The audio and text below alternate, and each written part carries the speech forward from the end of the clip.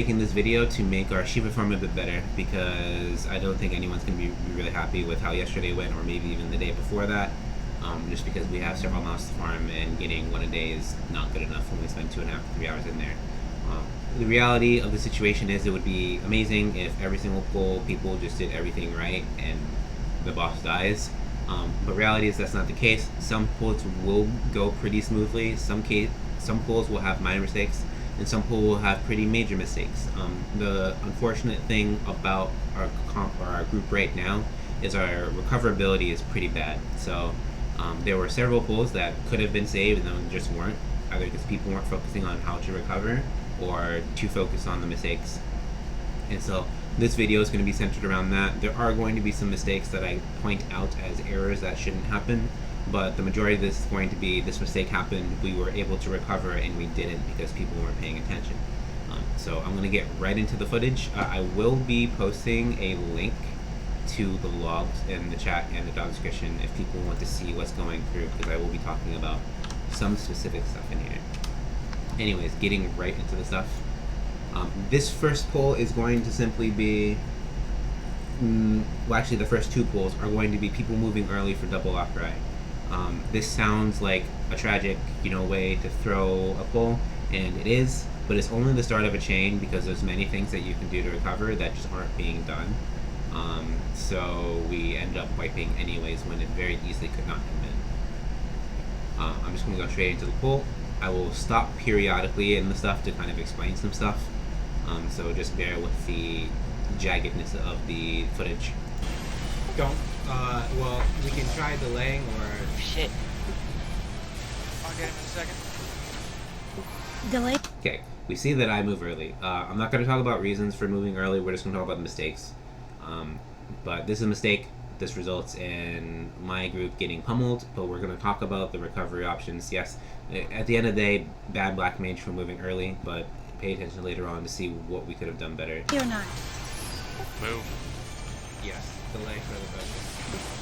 Oh, someone was moved early or something. Healer LB? Yeah, healer LB.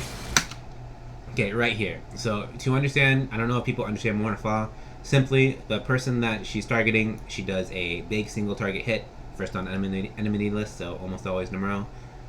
And then it is split amongst people in an AoE around the target. This is why we stack up in the center. If the tank that's getting picked is in the center, everyone's in the center, the damage gets split. There's several things wrong with this. With 3 people dead and 2 people low, only 3 people can soak, which means this Morniflaw cannot be soaked.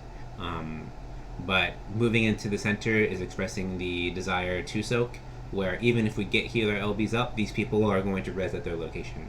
So this going into center and healer LBing is just implicitly incorrect because it risks her dying before it goes off, and she's just going to die no matter what if the tank goes in there. Mistake number 2 is Numero actually just goes in the center and kills Yeri instead of popping an immunity and running to where there's nobody. That is the winning play is Numero immunities, moves away from people and doesn't die, and then Yeri doesn't die by being in the center, reses everyone up. We have 8 alive for Dragon Song. This is the first instant of recoverability mistake. We're just going to let this play out for a second, and then we're going to continue on. So delay potions or use things now? Yeah. So like, Numero, Yeri gets... Alright, so problem number 2. Phase 2 tank dies, recovery mode is enabled. We have a summoner and a red mage, both that can res. We have 1 healer alive, and if you look at the enemy T list, Zayla has first threat. Shadow did have it for a moment, which is why he's chunked out, and now Emios is second on threat. So in the world of trying to preserve the pull, it is Kitty's job to keep the second target alive, which is not a tank and getting slapped, in this case Emios, and is the DPS reser's job to get up both Yeri and Numero. So you have to pay attention to see if Amios's mana jumps down and a res goes out, or if Shadow's casting Resurrection or Swift cast Resurrection, which Swift cast is up at this point. So I'm going to play it out, and at the end I'm going to describe what happened. Them up, trying to do isolate properly. In that case, Numero, you should run away from the group. And, I know. Yeah, okay. Spoiler alert, I'm just going to pause right here. Kitty felt the need to hard cast a res when there's 2 res in DPS here, and people are getting slapped. You can see Amios is getting just like dominated in terms of, you know, Shiva melee hits. This should be Kitty spamming him up to allow these people to res. But Shadow hasn't casted a single res, and it's just focused on damaging. And Namuro doesn't get up over the period of 20 seconds. So we end up not having It's hard 8 casting on for Isa Dragon Song and pretty much throw the pull away. Well, we don't have 8 up. So. Yeah, the Swift cast res just happened now, like 22 seconds after the death, which is not okay. Moving on, there is another poll like this that I want to bring up. Celia immediately. Get that yell. Get ready. So, same deal, different person. Yeri moved early this poll. Yuri, oh god. Namura recognized what is going to happen, but doesn't pop his immunity in response. And so we just end up dying. Get that yell. So right in this case, if Namuro had used Home Gang and then not stacked on top of the people in this group that didn't get hit, there would be, I believe it was Amios who would be alive. He'd be alive at 1 HP, about to die to Morna Thaw, but Yeri would be able to get this heal limit break off. Instead, she gets double auto twice, and so she dies. Goodbye. This pull was kind of an 11% pull. This was pretty much a kill it during Dragon Song pull. And we can say yes, Yeri moved early, but we can also say yes, Namuro recognized what was going to happen and didn't use his kit to respond properly, which is pretty understandable because earlier on he acknowledged what should have been done there. Moving on to the next pull, quite simply what happened here was mispositioning of Snowflake, and Yeri and Namuro were pretty close, Yeri being especially close, to the boss. So the chain broke. And before this just plays out, or while it plays out, people should understand chains break when either a target dies or people are too close to their links. Watch your number so you know. You can see positioning right here. Zayla's kind of in the center, Kitty's a little bit in the center, Yeri's super far up, and Namuro is around where Kitty is. But these chains are so close it's going to break. We can see Adonis is going to stay here, and this is on the wrong spot. So just going to let it play out because there's not too much to talk about. You can't recover when you die within the span of 1.5 seconds. Chains broke. We can see chain here, chain here, chain here. No chain here. Someone just broke. I don't know what broke, but it broke. Last pool has a lot to dissect, so we're just going to talk about it as we go. Yuri, back up.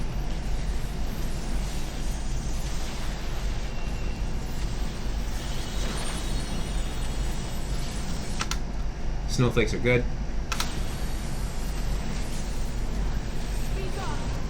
Fire forecast in this moment is not good and results in my death being a greedy black mage.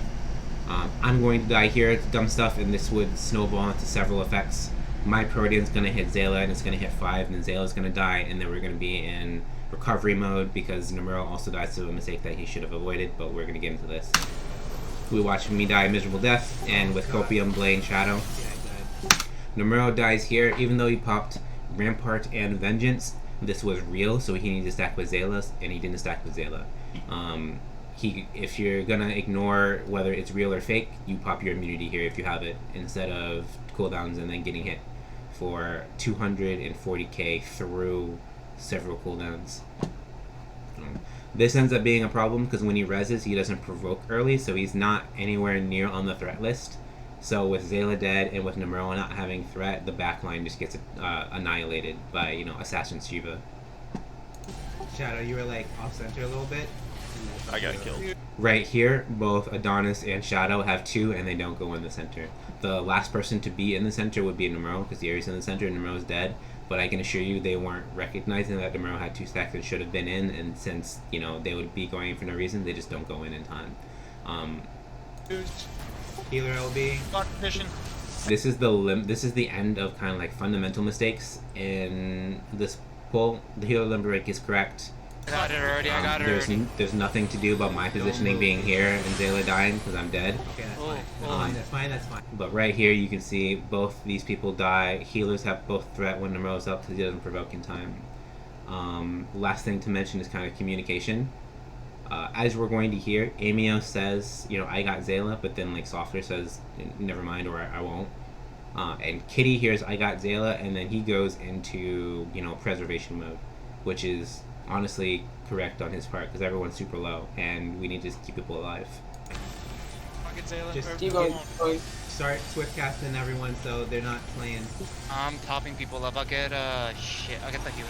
We need the tank up or everyone's going to. Oh, Yeah, get the tank first. somebody said Zayla. That's why I went to the healer. Right, so we know how the like communication not being clear made it so that things kind of become rough. This pull ends up into a 3% wipe at Wormlet Dragon or Worm's Lament, where any one of those mistakes would have resulted in a kill, but also recoverability would have resulted in a kill. That's what I kind of want to get across today. Yeah, mistakes happen, they suck, but recoverability is possible and would have resulted in at least a few more mounts going into the pockets of people today. I hope that changes for Monday. Have a good rest of your weekend. See you guys on Monday.